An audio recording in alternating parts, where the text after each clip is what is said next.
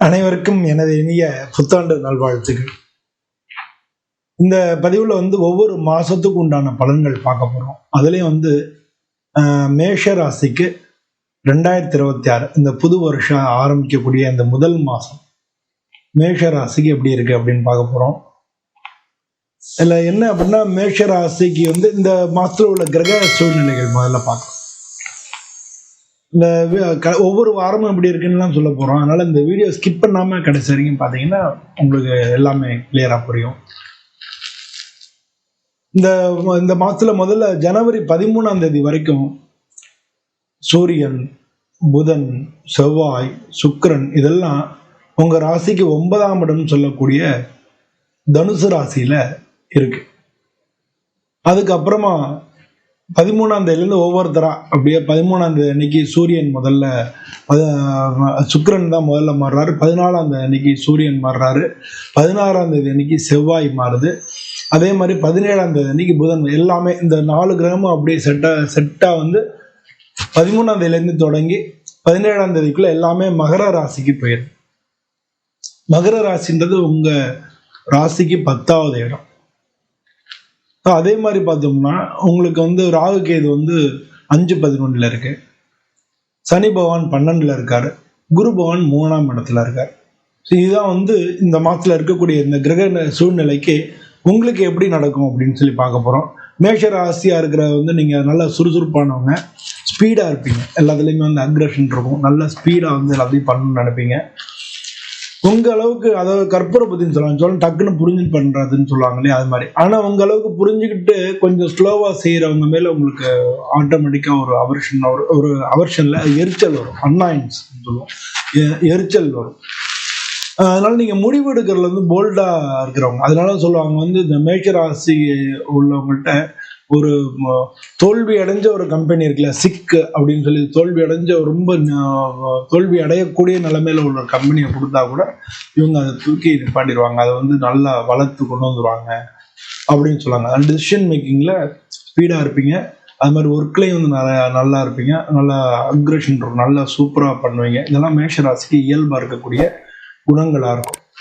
இந்த மாதம் நீங்க கவனிக்க வேண்டிய, இந்த மாதத்துல உங்களுக்கு செயல்படக்கூடிய ஸ்தானங்கள் அப்படின்னு பார்த்தோம்னா 9ஆவது வீடு, 10ஆவது வீடு, 11ஆவது வீடு. இதெல்லாம் இந்த மாதத்துல உங்களுக்கு அதிக விஷயங்களை உங்க வாழ்க்கையில இந்த மாதத்துல நடக்கக்கூடிய காரியங்களுக்கு பொறுப்பா இருக்கு.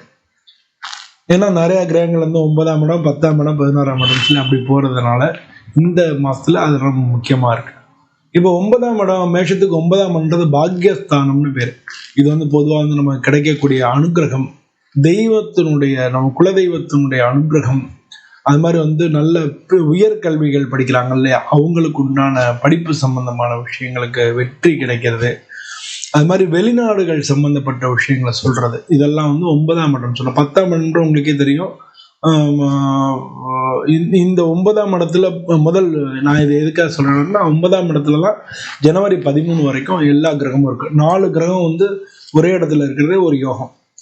அது மட்டும் இல்லாம இந்த காலகட்டத்துல சூரியன், செவ்வாய், புதன், சுக்கிரன் இந்த 4 கிரகங்களும் சேர்ந்து, சூரியனும் செவ்வாயும் சேர்ந்தாலும் யோகம். அது மாதிரி சூரியனும் புதனும் சேர்ந்தாலும் புதாதித்ய யோகம். இது மாதிரி இதெல்லாம் நல்ல யோகமான ஒரு சூழ்நிலைகளா இருக்கு. சூரியனுக்கும் சனிக்கும் மட்டும்தான் பகை. ஆனா இது எல்லா இந்த 4 கிரகங்களையும் குரு பார்வை, அந்த வீட்டுக்கு அதிபர் குருவினுடைய பார்வையும் இருக்கிறதுங்கிறத நம்ம புரிஞ்சுக்கணும். ஸோ அதனால என்ன அப்படின்னா, இது ஒரு நல்ல ஒரு பவர்ஃபுல்லா இருக்கும். ஜனவரி முதல் வாரத்துல, இந்த முதல் வாரத்துல வேலை அது மாதிரி பார்க்குறவங்களுக்குலாம் மேலதிகாரிகளுடைய ஆதரவு இருக்கும். நீங்க ப்ரமோஷன், டிரான்ஸ்ஃபர் இதெல்லாம் கிடைக்கிறதுக்குண்டான வாய்ப்புகள் நிறையா இருக்கும். வெளிநாட்டு தொடர்புகள் மூலமா, இல்லை வெளிநாட்டு கம்பெனி, இல்லை வெளிநாட்டு தொடர்புகள் மூலமா நமக்கு நன்மைகள் அதிகரிக்கும். திடீர்னு வருமானம் நமக்கு நல்ல பூம் ஆகும். திடீர்னு வருமானம் இல்லை, உங்களுக்கு இன்க்ரிமெண்ட் கிடைக்கலாம், இல்லாட்டினா அரியர்ஸ் வர வேண்டியது வரலாம். உங்களுக்கு வர வேண்டிய தொகைகள் உங்களுக்கு வரத்துக்கு உண்டான வாய்ப்புகள் இருக்கு. பழைய கடன்கள் எல்லாமே உங்களுக்கு வசூலாகும். கவர்மெண்ட் சம்பந்தப்பட்ட விஷயங்கள் எல்லாமே உங்களுக்கு சக்சஸ் ஆகும். உங்களுக்கு பாசிட்டிவா இருக்கும். குடும்பத்திலையும் பார்த்தீங்கன்னா 9ஆம் இடம் அப்பாவுக்கு இருக்கக்கூடிய இடம்ன்றதுனால அப்பாவோட உறவு நல்லபடியாக இருக்கும். அப்பானால உங்களுக்கு நன்மைகளும் கிடைக்கும். குடும்பத்திலையும் வந்து உங்களுக்கு ஒரு மரியாதை அதிகரிக்கும். இதெல்லாம் வந்து நடக்கக்கூடிய ஒரு காலகட்டமா இருக்கு. ஆனா குரு வந்து இருக்காரு இல்லையா, உங்களுக்கு 3ஆம் இடத்துல இருக்குது. 3ஆம் இடம் வந்து ஒரு சில குழப்பங்களை கொடுக்கக்கூடிய இடமா இருக்கும். அதே சமயம் முயற்சிக்கு உண்டான தைரிய வீரிய ஸ்தானம், முயற்சிகளை குறிப்பிடக்கூடிய ஸ்தானம், சிறிய தூர பிரயாணங்கள் இருக்கக்கூடிய ஸ்தானம், இந்த மாதிரி இன்டர்நெட், இது மாதிரி அந்த மாதிரியான விஷயங்கள்ல கம்யூனிகேஷன், அந்த மாதிரி ஐடி அப்படின்ற அந்த மாதிரியான விஷயங்கள்லாம் குறிக்கக்கூடிய ஸ்தானம் 3. அந்த இடத்துல குரு பகவான் இருக்காரு. ஆனா குரு வக்ரமா இருக்காரு அப்படின்றது புரிஞ்சுக்கணும். அதனால வந்து முடிவுகள் வந்து மெதுவாக தான் நடக்கும். அதனால வந்து ஆனா வந்து கரெக்டா ஸ்ட்ராங்கா இருக்கும். முடிவு வந்து டிலே ஆனா கூட அந்த முடிவு வந்து உங்களுக்கு ரொம்ப ஸ்ட்ராங்கானதா இருக்கும். பொதுவாக வந்து நீங்க ரைட்டரா இருக்கீங்க, யூடியூபா இருக்கீங்க, இல்லை மீடியா சம்மந்தப்பட்டதெல்லாம் இருக்கீங்க, அது மாதிரி வந்து பிளாகரா இருக்கீங்க, இந்த மாதிரியில இருக்கிறவங்களுக்குலாம் இந்த இந்த பீரியட் வந்து நம்ம நல்லா அருமையா இருக்கும். உங்களுடைய சகோதரர்கள் கூட, உங்க கூட பிறந்தவங்களோட உறவு வந்து நல்ல நல்ல முறையில் இருக்கும். ஏற்கனவே எடுத்த முயற்சிகள் நடுவில் வந்து கொஞ்சம் டிலே பண்ணியிருந்தோம் இல்லையா, ஏற்கனவே எடுத்த முயற்சிகள் வந்து இப்போ வந்து திரும்ப அதை எடுத்து பண்ணோம்னா வெற்றி கிடைக்கும். இதெல்லாம் வந்து 3ஆம் வீட்டில் இருக்கக்கூடிய குருவினால் நடக்கக்கூடியது. அது மாதிரி சனி பகவான் வந்து உங்க ராசிக்கு 12ல இருக்காரு. உங்களுக்கு 7 சனி நடக்குது, 12ல இருக்காரு. 12 விரயஸ்தானம் இல்லையா, அதனால செலவுகள் அதிகரிக்கும், ஆன்மீகத்திலையும் ஈடுபாடு அதிகரிக்கும். அது மாதிரி வெளிநாடு சம்பந்தப்பட்ட விஷயங்கள்லையும் உங்களுக்கு ஒரு சின்ன டிலே ஆகும், தடைகளை கொடுக்கும், கொஞ்சம் டிலே ஆகும். ஆனா வந்து நிச்சயமா வெளிநாடு சம்பந்தப்பட்ட இடத்துல விஷயங்களை சக்சஸ் கொடுக்கும். டிலே ஆனா கூட சக்சஸ் உறுதி, அதையும் புரிஞ்சுக்கணும். ராகு வந்து உங்களுக்கு லாபஸ்தானத்துல இருக்காரு. லாபஸ்தானத்துல இருக்க திடீர் அதிர்ஷ்டங்கள், திடீர்னு ஒரு பெரிய லாபம் பெரிய கிடைக்கும். பிஸ்னஸ் பண்றவங்களுக்குலாம் திடீர்னு ஒரு பெரிய ஆர்டர் வரும், நல்ல லாபங்கள் கிடைக்கும். புதுசா வந்து நண்பர்கள் வந்து புதிய தொடர்புகள் கிடைக்கும், புதுசா நண்பர்கள் வருவாங்க.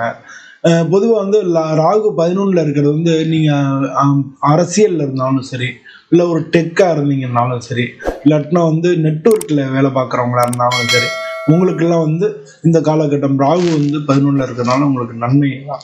இவங்களுக்கெல்லாம் ரொம்ப நல்லா இருக்கும். கேது 5ஆம் வீட்டில் இருக்கிறது கொஞ்சம் குழப்பங்களை கொடுக்கும். குழந்தைங்க விஷயத்துல வந்து கவனமா இருக்கும். காதல் பண்றவங்களுக்கெல்லாம் பிரச்சனைகளா இருக்கக்கூடிய இதா இருக்கு. ஷேர் மார்க்கெட் பக்கம் இப்போ கேது 5ல இருக்கிறதுனால மேஷ ராசிக்காரங்க ஷேர் மார்க்கெட் பக்கம் போயிட வேண்டாம். லாபம் கிடைக்கிற மாதிரி இருந்தா கூட அப்புறம் எல்லாத்தையும் சீட்டு வாங்கிடும். ஷேர் மார்க்கெட் கிடைக்கிறவங்க அந்த பக்கம் போக வேண்டாம். இதுக்கு அடுத்து வந்து 13ஆம் தேதிக்கு மேல ஒரு கிரகமா எல்லாருமே தனுசுல இருந்து மகரத்துக்கு போயிடுறாங்க. இந்த மகரம் வந்து உங்களுக்கு பார்த்தீங்கன்னா தொழில் ஸ்தானம் அப்படின்றது. இந்த மகரத்தில் இருக்கிறனால என்ன, கேரியரில் வந்து உங்களுக்கு நல்ல ஒரு முன்னேற்றம். ஏன்னா 5ஆம் இடத்துக்கு அதிபதி வந்து உங்களுக்கு 10ஆம் இடத்துக்கு போகிறாரு. அதனால் கேரியரில் நல்ல ஒரு ப்ரொமோஷன் கிடைக்கும், அதில் கேரியர் பூம் ஆகும். உங்களுக்கு வந்து நல்ல பிஸ்னஸ் பண்ணிகிட்டு இருந்தீங்கன்னா அது நல்ல க்ரோத் கிடைக்கும். கவர்மெண்ட்டில் வந்து உங்களுக்கு நல்ல ஆதரவுகள் கிடைக்கும்.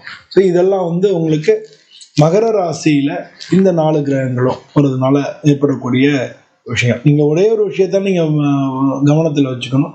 ஈகோ கிளாஷ் வராமல் பார்த்துக்கணும். அவசரப்படுறதுனால டக்குன்னு அவனுக்கு என்ன தெரியும், நீங்கள் வந்து ஸ்பீடு இல்லையா, மற்றவங்க ஸ்லோவாக பண்ணுறதுனால அவனுக்கு என்ன தெரியும், அவனோட நீங்கள் ஸ்பீடாக இருக்கிறதுனால அந்த ஈகோ வந்துடக்கூடாது. அது ஒன்று. அது மாதிரி அவசரப்படக்கூடாது. வாக்குவாதம் பண்ணுறது, உங்கள் மேலதிகாரிகள் வாக்குவாதம் பண்ணுறது, இதெல்லாம் வந்து நமக்கு நெகட்டிவாக ஆனால் பலன்களை கொடுக்கறதுக்கான வாய்ப்புகள் இருக்குது. உங்களுக்கு நீங்கள் ஸ்பீடாக இருக்கிறதுனாலே பிளட் ப்ரெஷர் அதிகரிக்கலாம், தலைவலி வரலாம், அது மாதிரி வந்து கண் எரிச்சல் வரலாம். இதெல்லாம் வந்து நீங்கள் கவனத்தில் கொள்ள வேண்டிய உடல்நிலை கோளாறுகள் இந்த மாதிரி வரலாம். ஹெட்ஏக் வரலாம், பிளட் ப்ரெஷர் இருக்கலாம், கண் வலி வரலாம். இதெல்லாம் வந்து கண் எரிச்சல், தூக்கம் வந்து குறைஞ்சிரும், அதனால கண் எரிச்சல் வரலாம். இதெல்லாம் வந்து இயல்பாக இந்த காலகட்டத்தில் ஜனவரியில் உங்களுக்கு வரக்கூடிய உடல்நிலை கோளாறுகளாக இருக்குது. ஓவராலாக வந்து இந்த ஜனவரி மாதம் அப்படின்னு பார்த்தோம்னா மேஷ ராசிக்காரங்களுக்கு நல்ல ஒரு கோல்டன் ஆப்பர்ச்சுனிட்டின்னு சொல்லலாம். பல விஷயங்கள் 9ஆம் இடம் 10ஆம் இடம் இது 2ல் வந்து 4 கிரகங்கள் உங்களுக்கு ட்ராவல் ஆகுது. குரு 3ஆம் இடத்துல இருந்தாலும் கொஞ்சம் வந்து ஒரு சில விஷயங்கள் தடைகள், குரு 3லையும் சனி 12ல இருக்காங்க, தடைகள் இருந்தாலும் தடைகளை தாண்டி உங்களுக்கு வெற்றிகள் கிடைக்கூட. உங்களுக்கு தசாபதி ஜாதகத்தை இது வந்து கோச்சாரம். ஸோ ஜாதகத்தில் வந்து இப்போ என்ன திசை நடக்கிறது அப்படின்னு பார்த்து அந்த கிரகங்கள் இப்போ எங்கே இருக்குன்னு பார்த்தோம்னா அதனுடைய காரியங்கள்லாம் இப்போ நடக்கும். ஏன்னா இப்போ 2.5 வருஷம் சனி பகவான் இருக்காங்க, 2 வருஷமும் நம்ம கஷ்டமா இருக்கும்னு சொல்ல முடியாது இல்லையா. அது மாதிரி வந்து குரு வந்து 1 வருஷமும் ஒரே மாதிரி இருக்காது இல்லையா. அது காரணம் வந்து மற்ற கிரகங்கள் வந்து தசாபுத்திகளுக்கு தகுந்த மாதிரி உங்களுக்கு பலன் கொடுக்கறது தான். இது வந்து கோச்சாரத்திலையும் வரும்பொழுது தசாபுத்தி கிரகங்கள் கோச்சாரத்திலையும் வரும்போது உங்களுக்கு அதிகமான பலன்களை கொடுக்கும். அதனால உங்களுடைய ஜாதகத்தையும் ஒரு தரம் பார்த்துக்கிறது நல்லது. உங்கள் ஜாதகத்தை பார்த்துக்கிறதுக்கு நீங்கள் என்னை தொடர்பு பண்ணால் கீழே நம்பர் இருக்கு, என்னை தொடர்பு பண்ணிங்கன்னா நம்ம வந்து உங்கள் ஜாதகத்தையும் பார்த்து பண்ணிக்கலாம். பொதுவாக வந்து இந்த இந்த மேஷ ராசிக்காரங்களுக்கு கோல்டன் பீரியட். இந்த பீரியட் நீங்கள் வந்து ஈகோ மட்டும் காட்டாமல் அவசரப்படாமல் நிதானமாக மட்டும் யோசிச்சு பண்ணீங்கனாலே இந்த கோல்டன் பீரியட்ல நல்ல விஷயங்களை உங்களுடைய முன்னேற்றங்களை இன்னும் அதிகரிக்கலாம். இந்த மேஷராசி அன்பர்களுக்கு இந்த பதிவில் வந்து ஒவ்வொரு வாரத்துக்கும் எப்படி இருக்கும் அப்படின்னு நம்ம இந்த ஜனவரியில் ஒவ்வொரு வாரத்துக்கும் எப்படி இருக்குன்னு பார்க்க போகிறோம். முதல் வாரம் ஜனவரி 1ஆம் தேதியிலேருந்து 7ஆம் தேதி வரைக்கும் நல்ல அதிர்ஷ்டமான காலமாக இருக்கும். நல்ல செய்திகள், நல்ல நியூஸ் உங்களுக்கு நிறையா கிடைக்கும். பாசிட்டிவான நியூஸ் நிறையா கிடைக்கும். இதுதான் முதல் வாரத்தில் உங்களுக்கு நடக்கும். 2வது வாரத்தில் பார்த்தோம்னா குடும்பத்துலேயும் நல்லா இருக்கும். பண வரவுகள் ஏதாச்சும் வந்து முக்கியமான நீங்கள் எதிர்பார்த்துட்டு இருந்த பணம் வந்து உங்களுக்கு கிடைக்கும். பழைய பாக்கிகள் கிடைக்கும். இல்லாட்டினா ஆஃபீஸில் இந்த ப்ரமோஷன், இல்லாட்டினா போனஸ்ஸு, இல்லை இன்க்ரிமெண்ட்டு, இல்லை அரியர்ஸு, இதெல்லாம் வந்து உங்களுக்கு கிடைக்கிறதுக்கான வாய்ப்புகள் நிறையா இருக்குது. வியாபாரம் பண்ணிக்கிட்டதுன்னா நல்ல லாபம் கிடைக்கும். பணம் விஷயத்தில் பொருளாதார ரீதியாக நல்ல உயர்வாக இருக்கும். இந்த 3வது வாரம், அதாவது ஜனவரி 15ஆம் தேதியிலேருந்து 21ஆம் தேதி வரைக்கும் ஒர்க்கில் வந்து கேரியரில் வேலை பார்க்குற இடத்துலேருந்து வேலைப்பாடு அதிகமாக இருக்கும். ஒர்க் லோடு கூடும். இந்த காலகட்டத்திலலாம் அந்த 3வது காலகட்டத்தில் ஒர்க் லோடு கூடக்கூடிய அதே நேரத்தில் ப்ரமோஷனுக்கு வந்து வாய்ப்புகளும் இந்த 3வது வாரத்தில் இருக்கு. அதுக்கடுத்து வந்து ஜனவரி 22ஆம் தேதியிலேருந்து 31ஆம் தேதி வரைக்கும் இந்த ஜனவரி மாதம் கடைசி வாரம் அப்படின்னு பார்த்தோம்னா நல்ல லாபமான காலமாக இருக்கும். நீங்கள் செய்கிறதுக்கு எல்லாத்துக்கும் உங்களுக்கு நல்ல பாசிட்டிவ் ரிசல்ட் கிடைக்கும். புதிய ஒப்பந்தங்கள் ஏதான கையெழுத்தாகிறதுக்கு உண்டான வாய்ப்புகள் மிக அதிகமாக இருக்கு. ஸோ இதெல்லாம் வந்து இந்த ஜனவரி மாதத்தில் ஒவ்வொரு வாரமும் இந்த மாதிரி இருக்கு.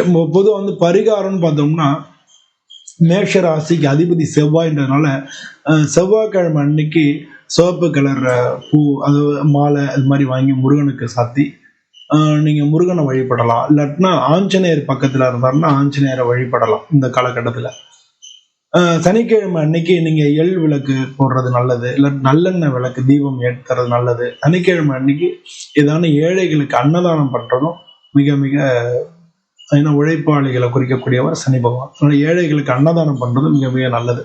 வியாழக்கிழமை அன்னைக்கு குரு வந்து 3ஆம் இடத்துல இருக்கனால வியாழக்கிழமை நீங்கள் கொண்டகல்ல மாலை போட்டு குரு பகவானை வணங்குறது, அதாவது குரு தட்சிணாமூர்த்தியோ அல்லது நவகிரகங்களை குரு பகவானை வணங்குறது நல்லது. இந்த மாதிரி நீங்கள் பண்ணிக்கிட்டீங்கனாலே இந்த மாதம் வந்து உங்களுக்கு மிக மிக நல்ல மாதமாக இருக்கும். ஸோ இந்த பொதுவாக வந்து இந்த வீடியோ நீங்கள் பார்த்தீங்கன்னா லைக் பண்ணுங்கள், ஷேர், உங்களுக்கு பிடிச்சிருந்ததுன்னா லைக் பண்ணுங்கள், ஷேர் பண்ணுங்கள், நம்ம சேனலை சப்ஸ்கிரைப் பண்ணுங்கள், உங்கள் ஃப்ரெண்ட்ஸுக்கெல்லாம் சொல்லுங்கள். நம்ம வந்து ஒரு சீக்கிரத்தில் நிறையா சப்ஸ்கிரைபர் சேர்த்து நல்ல ஒரு முன்னேற்றமான ஒரு பாதைக்கு போகணும். இதுக்கு இன்னும் நிறையா ஸ்பெண்ட் பண்ணி, அதாவது என்னென்னா என்னுடைய டைம் ஸ்பெண்ட் பண்ணி நான் நிறையா விஷயங்கள் இதில் பேசுகிறதுக்கு இருக்கேன். அதனால் வந்து நம்ம சேனலை வந்து சப்ஸ்கிரைப் பண்ணுங்கள். என்னுடைய நோட்டிஃபிகேஷன் வந்து வரும் உங்களுக்கு, அப்போ வந்து நீங்கள் பார்க்கலாம். இதே மாதிரி இன்னொரு வீடியோவில் உங்களை மீண்டும் சந்திக்கிறேன். அனைவருக்கும் மீண்டும் எனது புத்தாண்டு நல்வாழ்த்துக்கள். வணக்கம்.